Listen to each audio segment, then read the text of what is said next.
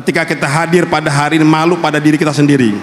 Beliau telah tiada 133 tahun salam, tapi pada hari ini lihat jamaah dari kemarin sampai hari ini, belum besok membludak, belum masing-masing pesantren mengadakan haul. Malu pada diri kita sendiri. Kira-kira seandainya kita meninggal di dunia, khawatir tidak ada yang menghauli. Jangankan jamaah, jangan masyarakat, mungkin anak kita tidak mau menghauli kita, atau mungkin santri kita tidak menghauli kita juga.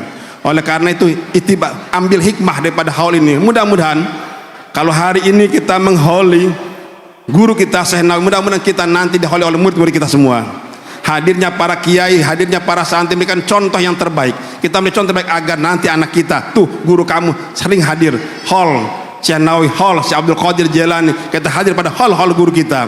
Hakikatnya memberikan contoh kepada santri-santri kita.